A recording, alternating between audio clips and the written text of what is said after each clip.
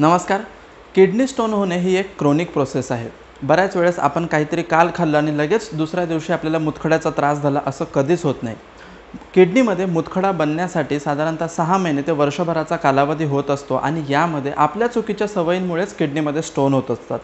या kidney stone होण्यामागची काय कारणे असतात, त्याची काय लक्षणे असतात आणि त्याच्यावरती प्राथमिकतः काय उपचार केले पाहिजेत यासंबंधीचा व्हिडिओ आपण मागे एक बनवला होता आणि त्याची लिंक मी वरती कार्डमध्ये अटॅच केलेली आहे. परंतु काही लोकांना किंवा काही रुग्णांमध्ये ह्या किडनी स्टोनचा त्रास एवढ्या प्रमाणामध्ये वाढतो की त्यांना त्यासाठी ऑपरेशनची देखील गरज लागते. मग हे ऑपरेशन जर तुम्हाला टाळायचे असेल तर त्यासंबंधी तुम्हाला काय काळजी घेतली पाहिजे हेच आपण आजच्या व्हिडिओमध्ये बघणार आहोत. नमस्कार, मी डॉक्टर रुपेश आमले आणि आपल्या सगळ्यांचं आपल्या यूट्यूब चॅनलवरती स्वागत आहे.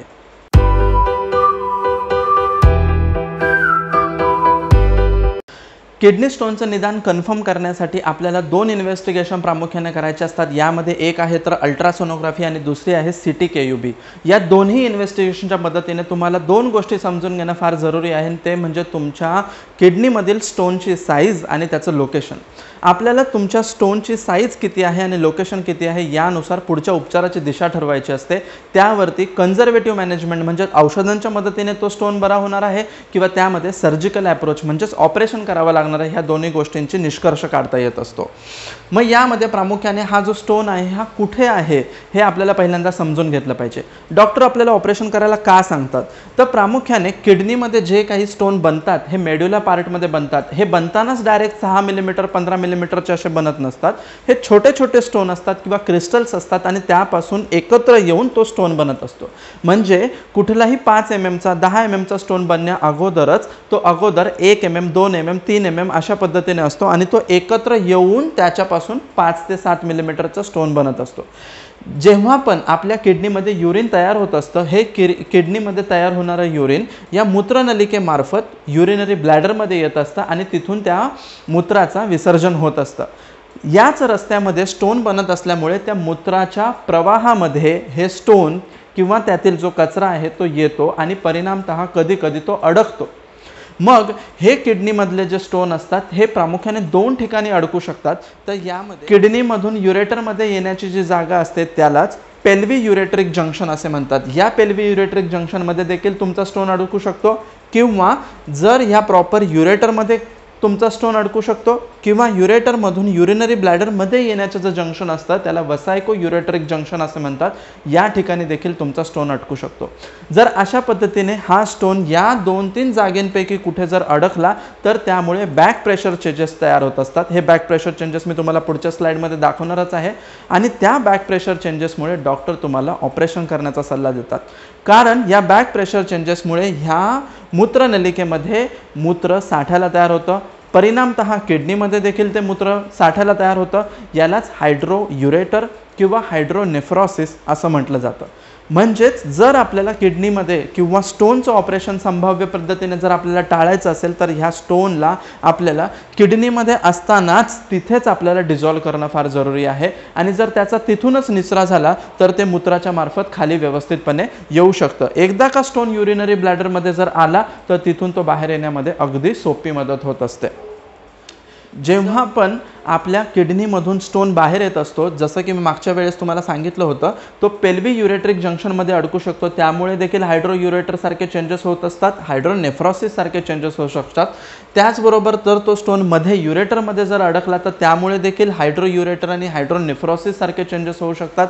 आणि त्याचबरोबर जर हा स्टोन खाली युरेट्रोवसायकल जंक्शनमध्ये जर अडकला तर त्यामुळे देखील हायड्रोयुरेटर आणि हायड्रोनेफ्रॉसिस सारखे चेंजेस होऊ शकतात.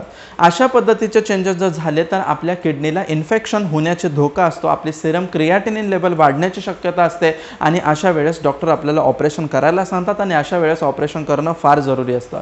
युरेटरची नॉर्मल साईज ही 5 मिलीमीटरची असते. जर तुमचा स्टोन 5 मिलीमीटर ते 7 मिलीमीटरपर्यंत जरी अंदाजे असेल तर त्या युरेटरमधून इझिली पास होत असतो.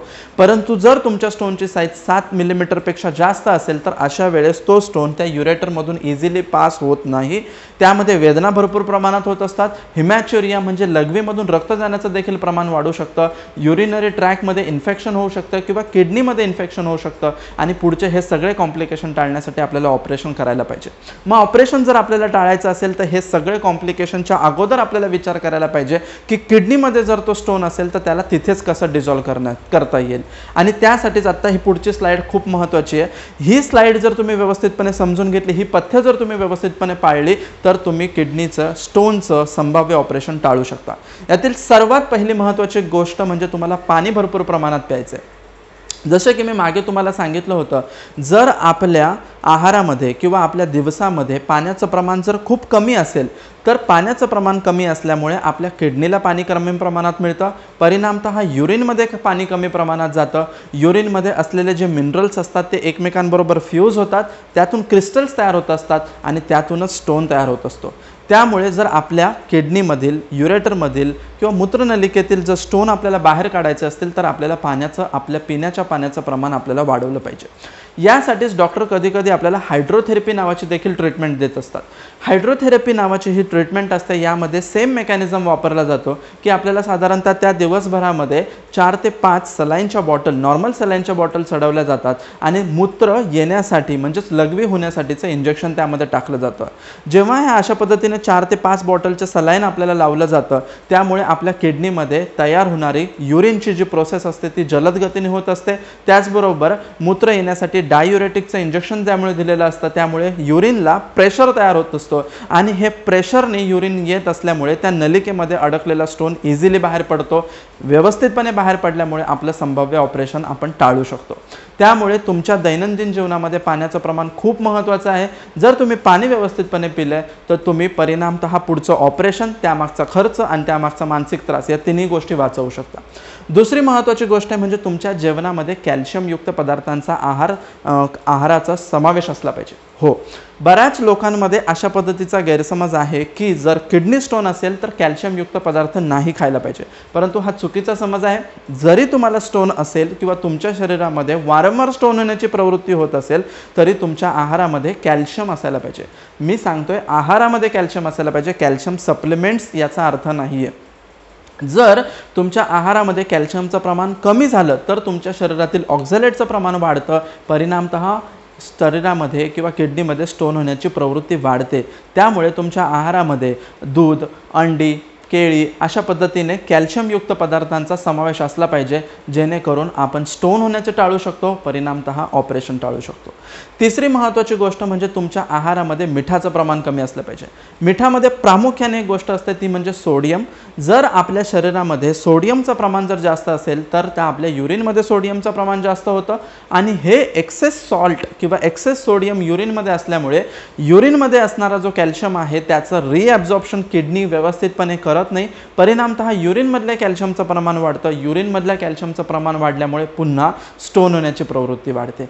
त्यामुळे जर तुम्हाला स्टोन आणि परिणामतः होणारं ऑपरेशन जर टाळायचं असेल तर तुमच्या जेवणामध्ये सोडियमचं म्हणजेच मिठाचं प्रमाण कमीत कमी असायला पाहिजे.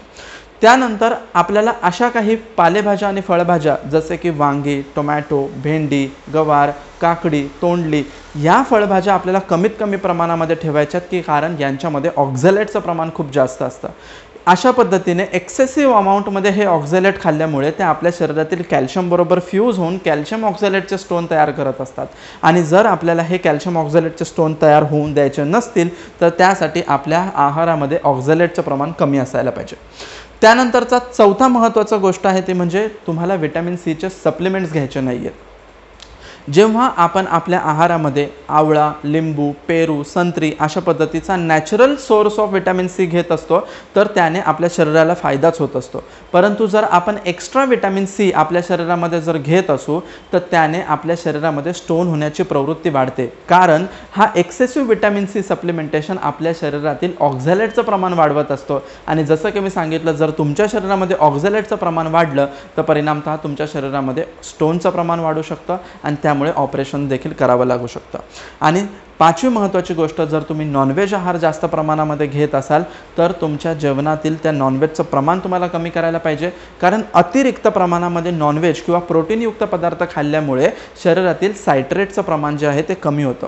हे जे सायट्रेट्स असतात हे आपल्या रक्तामध्ये किंवा आपल्या बॉडीमध्ये स्टोन होऊ देत नाहीत, परंतु जास्त प्रमाणामध्ये नॉनव्हेज खाल्ल्यामुळे ह्या सायट्रेटचं जे प्रमाण असतं ते कमी होऊन जातं, स्टोनचं प्रमाण वाढू शकतं. आणि हे जर कमी करायचं असेल तर आपल्याला ॲनिमल प्रोटीन्स म्हणजेच नॉनव्हेजयुक्त आहार कमीत कमी घेतला पाहिजे. अशा पद्धतीने तुम्ही हे सगळे पथ्य व्यवस्थितपणे पाळले तर तुम्ही भविष्यामध्ये होणारा तुमच्या शरीरातील जो स्टोन आहे तो तुम्ही टाळू शकता किंवा तुमचं संभाव्य ऑपरेशन तुम्ही टाळू शकता. मेडिक्लेम पॉलिसीसुद्धा स्टोनला कव्हर करण्यासाठी मिनिमम 2 वर्षाचा वेटिंग पिरियड घेत असते. म्हणजेच तुम्ही समजू शकता की स्टोन होणे ही एक क्रोनिक प्रोसेस आहे आणि यासाठी आपणच जबाबदार असतो. जर तुमच्या फॅमिलीमध्ये पहिल्यापासून स्टोन होण्याची प्रवृत्ती असेल, तुम्हाला स्टोन होण्याची वारंवार टेंडन्सी असेल आणि हे सगळं या सगळ्याबरोबर तुम्हाला तुमचं ऑपरेशन टाळायचं असेल तर तुम्हाला मागच्या स्लाईडमध्ये सांगितल्या पद्धतीने 5ही पथ्यांचं व्यवस्थितपणे पालन करायचं आहे. त्याचबरोबर मागे एक मी व्हिडिओ शेअर केला होता, त्यामध्ये मी तुम्हाला सांगितलं होतं यावरती आयुर्वेदिक उपचार म्हणूनच वरुणादी काढा आणि चंद्रप्रवाह वटी देखील तुम्हाला रेग्युलर पद्धतीने घ्यायची आहे. तुम्हाला आजचा व्हिडिओ आवडला असेल तर जास्तीत जास्त लोकांपर्यंत शेअर करा. अशाच माहितीपूर्ण व्हिडिओंसाठी माझ्या चॅनलला सबस्क्राईब करा, बेल बटन दाबायला विसरू नका. भेटूया अशाच आरोग्यदायी आणि माहितीपूर्ण व्हिडिओंसह नवीन व्हिडिओमध्ये. तोपर्यंतसाठी धन्यवाद. Thank you so much.